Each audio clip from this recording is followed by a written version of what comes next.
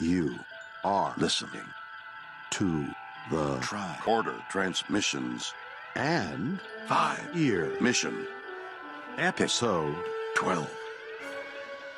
And now, here are Craig and Jeff.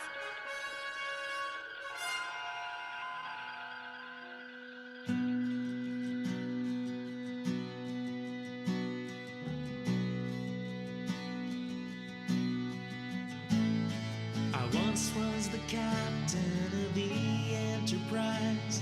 In case you remember me, Christopher Pike. Just 13 years, but a lifetime ago, we stopped to investigate on Talos 4. First officer, Mr. Greetings, everybody, and thanks for tuning in to episode 12 of What Are Little Songs Made Of? This week, we are going to be talking about the Menagerie Part 1. And here to get the conversation started is Patrick talking about the writing of the song. Well, we've alluded to this before, I think, but we, when Mike did The Cage, since some of the footage from the episode The Cage was used in Menagerie Parts 1 and 2, he wanted us to include something from his song into our songs for the Menagerie Parts 1 and 2. So and, controlling. I know, right? And Chris and I was writing part 1 and Chris was writing part 2, and we decided to not listen to each other's track until we finished our own. And we ended up using a lot of the same material from the chorus of Mike's song, I think. Yeah. But that was real quick. I don't really have a lot of memory of writing it. I just kind of woke up and there it was, and I spit it out in about 10 minutes, and that was about it. They both plagiarized my chorus quite well. You told them to! Yeah. That's the start of a trio of really sort of moody songs, and I say moody in a good way. Was it the overall tone of that episode that led you to sort of go down that road? Well, Menagerie Part 1 is almost all set up. I mean, there's not really much that happens in the episode, and the only thing that really stands out is the state of Captain Pike. And so I felt like it needed to be kind of depressing. And since Mike's song was sort of the perspective of the viewer for The Cage, I thought it would be great to turn that sort of on its side and have it be from the perspective of Captain Pike, but reusing some of the same lyrical ideas that Mike had in The Cage.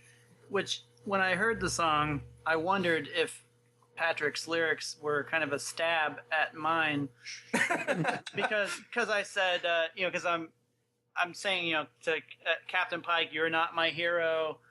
What are you doing with the girl? And Patrick's song is, he's like, in case you remember him, Christopher Pike.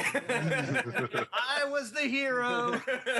And I thought, like, is he like defending Pike because I said that I didn't know who he was? Looking at it from the point of view as how sad he would be if he was like the Kirk, hero type of character for all those adventures, and then here he was an invalid that couldn't do anything for himself.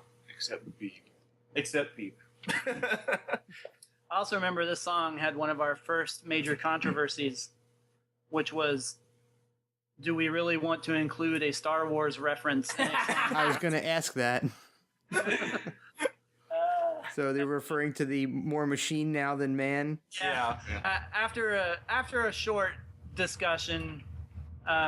I don't remember this. I don't remember the discussion. You guys don't remember that?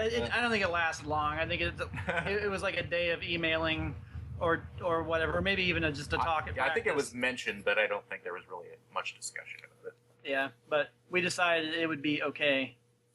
Since technically in the Star Trek universe, Star Wars would have been a movie that's like 300 years old, so I guess you can mention it. It's just part of the culture at that point, Yeah. Unlike today. So speaking of references in the song, Patrick, could you shed some light on the Macintalk Fred inclusion? It was just kind of free association. I just the beeping reminded me of the Macintalk Fred, and that was all I could really think of to compare it to. And it was kind of just a little joke to throw in there. amidst a sea of depression and angst. And also, this is a song that we had worked on the arrangement for, reworked, because we never played it much. And we decided we wanted to play it again, and so we souped it up and added sort of a fast shuffling beat to it, and we played it more recently. How did that We need to happen? play it more often. Yeah, it's been a while. I don't remember how we. Well, this is. I think we did it at practice as Yeah. a jam. We were just messing Oh yeah, around. we were. Yeah, we were goofing off because so what happens often at our practices is, especially when Much there's like in this conversation. yeah, especially when there's like one or two people missing and we're just messing around until everybody gets there, is that we just start playing these alternate versions of our songs and just like goofing around, and they're never really supposed to lead to anything. We're just having some fun, but every now and then like a gem comes out of it. Right. And this is one of them. Like I think Andy was just Truly playing outrageous. like the beat that you play was Yeah. like really upbeat, and we just randomly started we were in the middle of like working on that song, so we just went into it and ended up finishing the song, and we were like, that was awesome. let's do that again in front of people. And so then whoever it was that wasn't there, like I think it was Chris, Probably.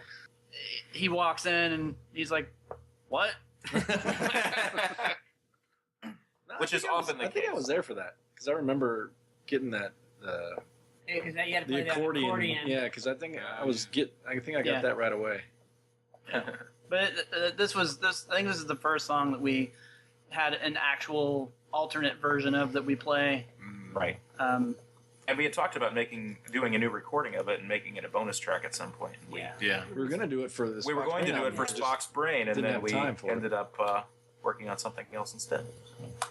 yeah, this album already has enough Patrick songs on it. So, guys, any other thoughts on the Menagerie Part 1? I really like the darn professional line that I threw in there. That was Darn professional. yeah. That's probably the most entertaining little bit of the song. On a total side note that has nothing to do with the song, but has to do with the episode.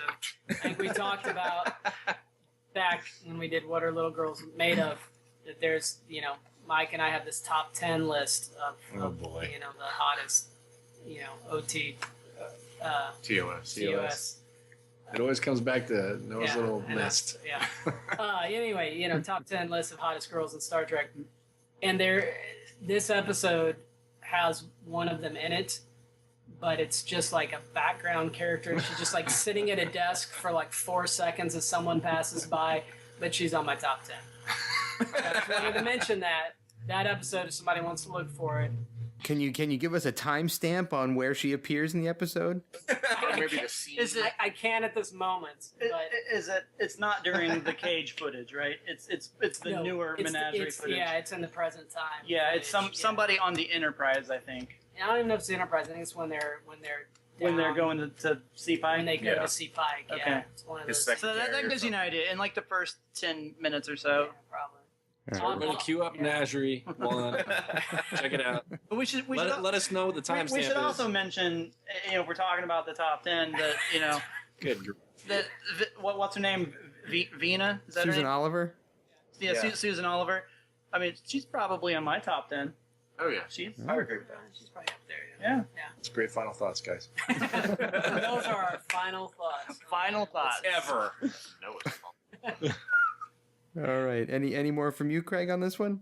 Well, no, I mean Susan Oliver was the original Green Girl, so I mean she's got so many looks in that episode that she would definitely be in the top 10 because there's just so many looks to choose from. Just by sheer volume. Who said? Did somebody say Hunchback? No, that's in part 2. Yeah. Yeah, spoiler. Okay, and that wraps up this week's episode of What Are Little Songs Made Of. Thanks for tuning in as always, and we will see you next week with the Menagerie Part 2.